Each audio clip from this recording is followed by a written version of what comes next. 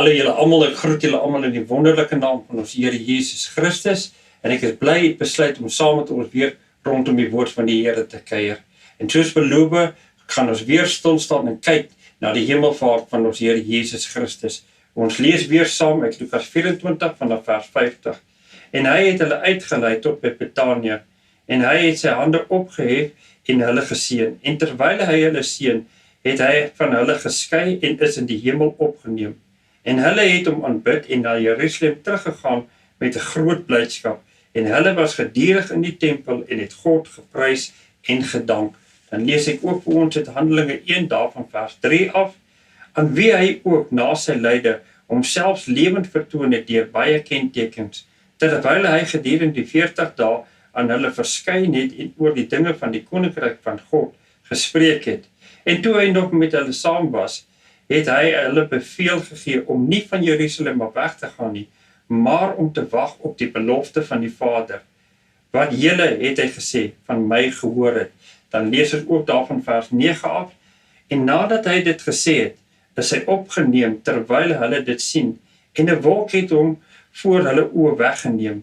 En toe hulle nog stip na die hemel kyk terwyl hy weggaan, staan daar 2 manne in wit klere by hulle, wat sê, Galileëse manne, waarom staan en kyk julle na die hemel?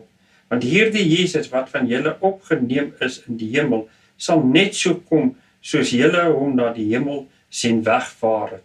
Ek het verlede week in 'n meegedeel, nadat ek hierdie gedeelte gelees het, was daar een teksvers gewees wat onmiddellik my aandag getrek het. En dit was Lukas 24 vers 52, waar dit vir ons vertel word, dat die disippels het met 'n groot blydskap teruggekeer na Jerusalem. En die vraag het in my hart opgekom, wat was die rede of redes dan gewees dat hierdie disippels met groot blydskap kon terugkeer na Jerusalem? Want Jesus het sopas van hulle geskei, Jesus het sopas van hulle weggeneem. So wat het vir hulle rede gegee tot hierdie groot blydskap? En daar het 3 redes in my hart opgekom, hoekom hierdie disippels hierdie blydskap in hulle harte kon hê. Die eerste rede was dat die wolk het vir hulle hierdie blydskap gegee. Die tweede rede was gewees, die seënuitspraak van Jesus Christus oor hulle lewe en in hulle lewe het kon vir hulle hierdie blydskap gee. En dan die derde ene is die belofte wat Jesus vir hulle gegee het sekerlik ook vir hulle hierdie blydskap gegee. En verlede week het ek klaar met u gedeel oor hoe hierdie wolk blydskap in die disippels se harte gebring het. En nou wil ons graag voortbeweeg en gaan stilstaan en gaan kyk na die tweede en die derde rede, naamlik die seënuitspraak van Jesus Christus in hulle lewe en oor hulle lewe, en dan die belofte wat Jesus aan hulle gegee het. Ek vestig die aandag op Lukas 24 vers 50. En hy het hulle uitgelei tot by Betanië en hy het sy hande opgehef en hulle geseën. En terwyl hy hulle seën, het hy van hulle geskei en is opgeneem in die hemel. Weet jy, wanneer ons van mekaar skei, dan los party mense se dade, hoe hulle optree en die woorde wat hulle sê, partykeer by ons 'n blywende indruk in ons gemoed en ons gedagtes. Spesiaal as ons by iemand se doodsbed staan en ons sien daardie persoon sterwe, daardie persoon se optrede en sy laaste woorde maak by ons 'n indruk. Dit het 'n impak in ons lewe wat partykeer moeilik afgeskit word en partykeer nooit afgeskit word nie. Dit bly lewenslank by ons. So kom ons gaan kyk, wat was hierdie disippels se laaste ervaring wat hulle saam met Jesus Christus gehad het? Hier staan hierdie disippels voor Jesus. En Jesus begin vir hulle te vertel dat hulle gaan gedoop word met die Heilige Gees, dan gaan hulle krag ontvang, hulle gaan sy getuienis word. Daarna steek hy sy hande oor hulle uit en hy begin seën oor en in hulle lewe te spreek. En dan styg hy op en word in 'n wolk opgeneem en vaar weg van hulle af. Hy word geskei van hulle af. Hy word weggeneem van hulle. Sekerlik moes hierdie gebeure 'n ewige impak en 'n blywende impak op hierdie disippels se lewe gehad het. En ek glo daar was 2 redes voort gewees. Eerstens het Jesus bonatuurlik van hulle geskei. Hy het in die lug opgestyg, sonder dat iemand hom oplig. Hy styg net voor hulle op en hy verdwyn in 'n wolk. Dit moes 'n ewige impak op hulle lewe gemaak het. En dan die tweede rede, hoekom ek glo dat dit 'n blywende impak gemaak op hulle lewe, is die seënuitspraak wat Jesus Christus in hulle lewe gegee het en oor hulle lewe gedoen het. U moet mooi verstaan, in Bybelse tye was die seënuitspraak 'n baie belangrike en 'n groot saak geweest. Dit is nie soos vandag in vandag se lewe wat ons nie baie waarde heg aan 'n seënuitspraak nie. In Bybelse tye was daar baie waarde geheg aan 'n seënuitspraak. Dit was 'n gebed tot God geweest. Dit was soos 'n profetiese uitspraak, 'n profetiese verklaring oor jou lewe geweest van dit wat God in jou lewe gaan doen. En wanneer ons dan kyk na die verhaal van Jakob, dan sien ons dat die seënuitspraak van sy vader Esau oor sy lewe was vir hom so belangrik geweest dat hy was bereid om vir sy vader te jok, sy vader te mislei en vir sy vader te bedrieg, net om hierdie seënuitspraak te kan ontvang. En ons sien verder ook in hierdie verhaal dat wanneer 'n seën uitgespreek is oor jou lewe, kan dit nie teruggetrek word nie. En daarom was hierdie seënuitspraak vir hierdie disippels ongelooflike belangrik. En daarom is ek oortuig daarvan in my hart, dat die feit dat Jesus in die lug opgevaar het, was nie die enigste rede hoekom daardie laaste ervaring vir die disippels blywend in hulle hart sal wees nie, maar ook die seënuitspraak van Jesus het gemaak dat dit blywend in hulle hart is, dat daar 'n blydskap in hulle hart opgekom het. Ek wil gou weer net die aandag terugvestig by Lukas 24 vers 51. Daar staan geskrywe, en terwyl hy hulle seën, het hy van hulle geskei en is in die hemel opgeneem. Kyk gou wat gebeur hierso. Jesus staan voor hulle. Hy strek sy hande uit oor hulle en hy begin hulle te seën. Hy begin seën in hulle lewe en oor hulle lewe uit te spreek. En dan terwyl Jesus nog besig is om die seën uit te spreek, begin Jesus op te styg na die hemel. En hier staan hierdie disippels en hulle kyk. Jesus spreek oor hulle seën uit, maar Jesus is ook besig om op te vaar in die hemel. En terwyl Jesus opstyg, het Jesus hulle nie ophou seën nie. Nee, Jesus het voortgegaan om hulle te bly seën. Terwyl Jesus opstyg hier na bo toe, bly sy hande uitgestrek oor hulle en hy bly hulle seën totdat hy in die wolk opgeneem word en deur die wolk weggeneem word. Jesus se seën het nooit afgesluit nie. Die disippels het nie die laaste deel van Jesus se seën gehoor nie. Daarom spreek die hemelvaart vir my van Jesus se voltooide werk en van Jesus se onvoltooide werk. Jesus se voltooide werk was dit gewees, dat hy het na die aarde toe gekom en hy het kom sterwe aan die ruwe kruis vir my en u sonde. En daarna het hy opgestaan uit die dode uit en hy het lewend aan die disippels verskyn. Die gedeelte van dat Jesus na die aarde toe gekom het, is volbring, dis klaar, dis afgehandel. Toe Jesus aan die kruis hang en hy sterwe, toe sê hy die volgende woorde, dit is volbring, dit is klaar, hierdie saak is afgehandel, ek het klaar betaal vir die sonde van die mens, ek het klaar hulle skuld betaal by die Vader, ek het nou vir hulle 'n weg gebring, nadat ek opgestaan het, na die Vader toe, sodat hulle die ewige lewe kan beerwe. Hierdie saak is afgehandel. Maar wanneer ons gaan kyk na die laaste handeling wat Jesus met die disippels het, wanneer ons gaan kyk na die laaste ervaring wat hierdie disippels met Jesus het, sien ons dat Jesus het hulle geseën en terwyl hy opgegaan het, het hulle gebly seën. Sy seën het nie opgehou op 'n plek nie. Die wolk het hom weggeneem terwyl hy nog besig was om die disippels te seën. Daar was nie 'n einde aan sy seën nie en die disippels het ook nie die einde van Jesus se seën gehoor nie. So as u vandag vir my vra, wat doen Jesus op hierdie oomblik in die hemel? Dan wil ek vir u sê, hy doen die volgende. Ja, hy is besig om vir ons 'n plek voor te berei.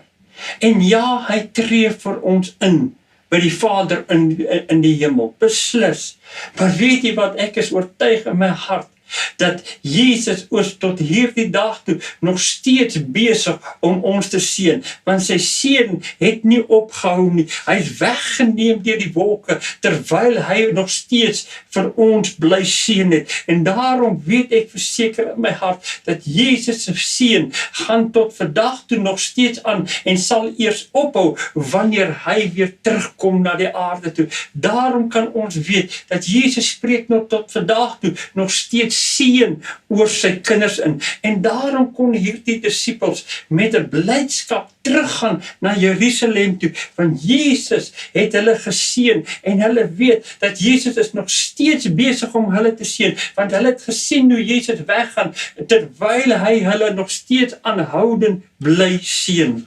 En weet jy die derde rede, hoekom ek glo, hierdie disippels kon met blydskap teruggaan na Jerusalem, as gevolg van die belofte wat Jesus aan die disippels gegee het. En wanneer ons na die skrif toe gaan, sal ons sien dat Jesus het 3 beloftes aan die disippels gegee. Die eerste 2 beloftes vind ons in Johannes 14, en dan die laaste belofte vind ons in Handelinge 1. So kom ons gaan kyk na die eerste belofte in Johannes 14, en dit is in vers 16 vir ons geskryf.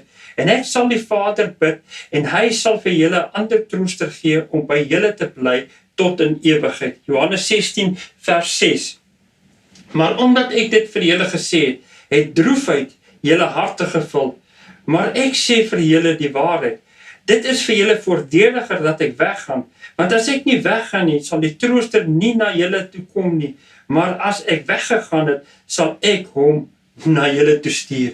Jesus gee hier vir ons, vir die disippels 'n belofte, en sê, weet jy wat, ek gaan vir julle die Heilige Gees stuur. Ek maak 'n belofte vir julle, dat wanneer ek weggaan, gaan ek julle nie as wesens agterlaat nie. Nee, ek gaan vir julle die Heilige Gees terugstuur na die aarde toe, om by julle te wees. En dan sê Jesus iets treffend, hy sê, dit sal vir julle voordeliger wees, dat ek weggaan, en dit gaan vir julle voordeliger wees, dat die Heilige Gees in my plek na julle toe kom. En daar is 2 redes, hoekom dit vir ons voordeliger gaan wees. Want jy sien, die Heilige Gees, omdat hy Gees is hy alomteenwoordig. As Jesus moes bly hier op die aarde, kon hy net op een plek by 'n sekere tyd wees. Hy kon nie by ons almal wees gelyktydig wees nie. Hy sal net by een plek kon wees in 'n sekere tyd. Die rede hiervoor, want Jesus het die menslike natuur aangeneem, wat beteken ook, hy het die menslike liggaam aangeneem, wat hom dan vasmaak by een plek. Hy kan net op een plek, op een stadium wees, maar die Heilige Gees, omdat hy Gees is, kan hy alomteenwoordig wees. En daarom sê Jesus, dit gaan vir julle voordeliger wees, dat ek weggaan. Want weet julle wat, die Heilige Gees kan by almal van julle wees, enige tyd, gaan altyd by julle wees, 24 ure 'n dag, 7 dae 'n week, 52 weke in 'n jaar. Hy gaan gedurig by julle wees, en nie net dit nie, hy gaan ook in julle bly, hy gaan by julle wees, en daarom gaan julle nooit alleen wees nie. Maar as ek hier bly, kan ek nie saam met almal van julle wees nie. Die feit dat die Heilige Gees in ons bly, beteken dat wanneer ons as gelowiges by mekaar kom, en ons beweeg dan weer uit, gaan die Heilige Gees saam met elkeen van ons. Hoekom? Want hy is 'n Gees, en hy is alomteenwoordig, en hy bly in elkeen van ons. Dan die tweede voordeel vir die koms van die Heilige Gees vind ons in Johannes 14 vers 26. Maar die trooster, die Heilige Gees, wat die Vader in my naam sal stuur, hy sal julle alles leer, en sal julle herinner aan alles wat ek vir julle gesê het. Jesus sê, dit is vir julle voordeliger, dat ek weggaan. Eerstens, want die Heilige Gees woon in almal van julle, daarom is hy altyd teenwoordig by elkeen van julle, en daarom kan hy vir julle ten alle tye vir julle leer aangaande God se woord, kan hy julle altyd herinner op waar julle ook al mag wees, aan wat ek julle beveel het en julle geleer het, en kan hy ook vir julle lei. Daarom sê Jesus, dit is voordeliger dat ek weggaan.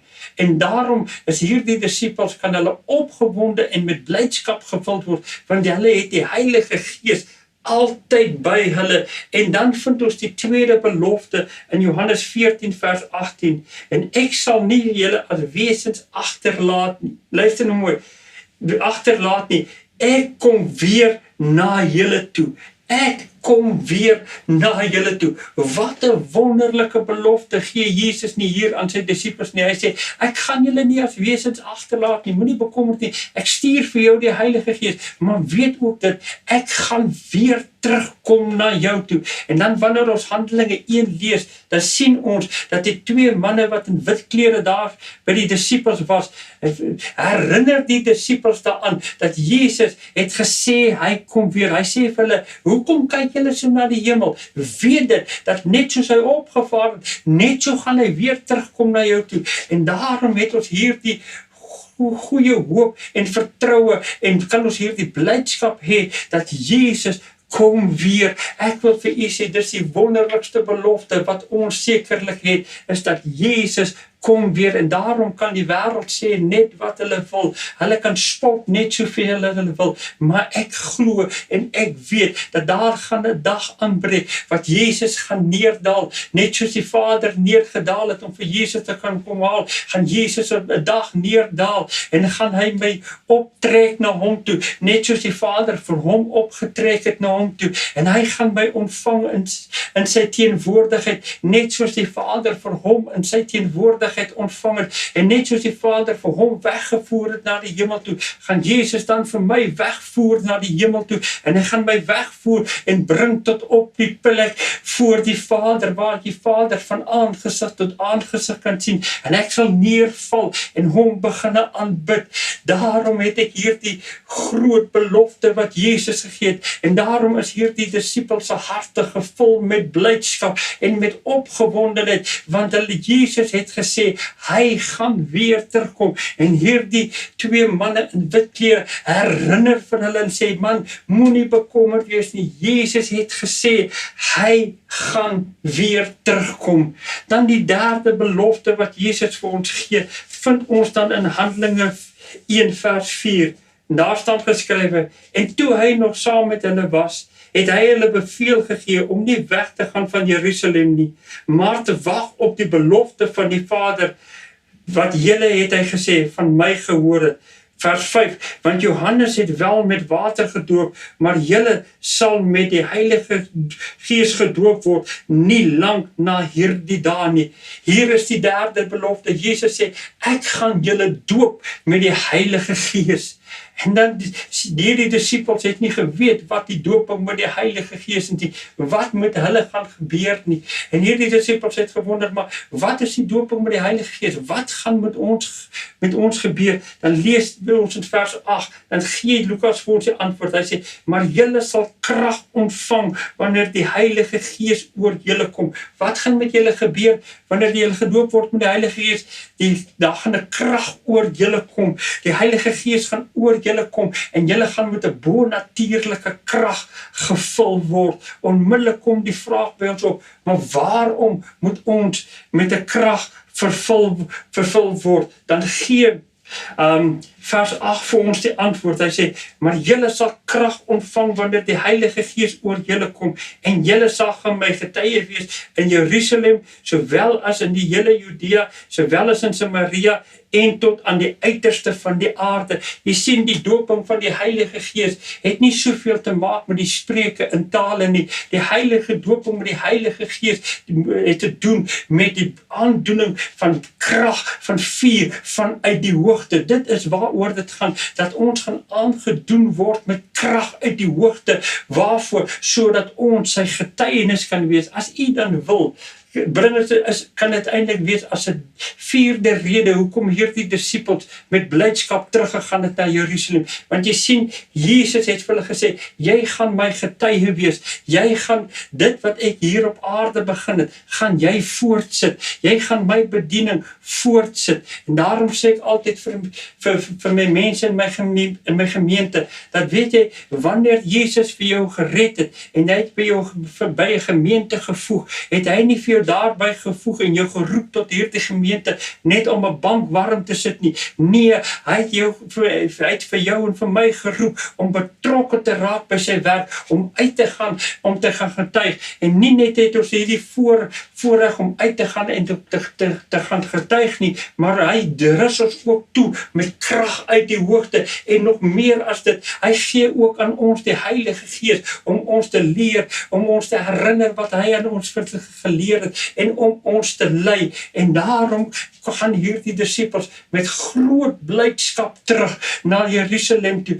want hulle weet, hulle is geroep om Jesus se werk hier op aarde voor te sit, en daarom, my boetie en sussie, moet ek en u weet, Jesus het ons wel gered, en dis verniet, en sy genade is groter, maar wanneer Jesus jou by beroep tot 'n gemeente, jou in 'n gemeente plaas, is u nie net daar geplaas om 'n bank warm te sit nie, nee, u is geroep om betrokke te raak, om uit te gaan, om te getuig, om te beweeg in die naam van Jesus, om sy koninkryk uit te brei, en u kan dit met autoriteit gaan doen. Hoekom? Want Jesus het besig om seën oor jou lewe uit te spreek. Hy het vir jou die Heilige Gees gegee, en hy het jou toegerus met krag uit die hoogte, en daarom wil ek vir jy sê, na hierdie tydperk van die coronavirus, glo ek met my hele hart, gaan Jesus mense kragtig gebruik om siele na hom te bring.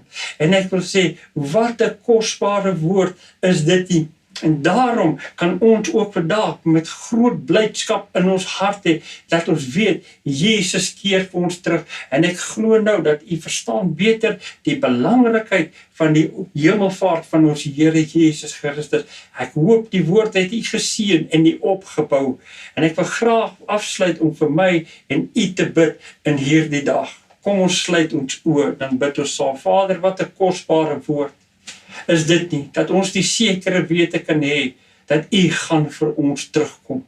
Dankie Here dat ons kan verseker weet, dat daar gaan 'n dag aanbreek, wat hierdie bloue hemel gaan skeur, en die trompette gaan blaas, en die bassyne gaan blaas, Here, en ons gaan opgeruk word, en u gaan ons ontvang in die lig, en u gaan ons neem voor die aangesig van die Vader, en ons sal hom sien van aangesig tot in aangesig, en dan sal ons hom aanbid in daardie dag, Here. Maar Here, terwyl ons nog op hierdie aarde is, gee u vir ons die geleentheid, gee u vir ons die voorreg om dit wat u begin het hier op aarde, mee te kan voortgaan. En dankie dat u ons ook toegerus het om dit te kan doen. U het ons nie as 'n wese agtergelaat nie, maar u het vir ons die Heilige Gees gegee, en u het ons gedoop met die Heilige Gees krag, Here. Pinkster lê voor, Here, en mag dit kom, Here, dat u ons weer opnuuts doop en vul met die krag van die Heilige Gees, sodat ons u werke hier op aarde kan uitbrei, Here. Seën elkeen van my boeties en sissies in die naam van die Vader, die Seun en die Heilige Gees. Amen. Dankie dat jy saam met ons gekuier, en ons kuier volgende Sondag weer saam. Tot dan, tot ziens. Shalom. Mag die vrede van die Here op u rus. Amen.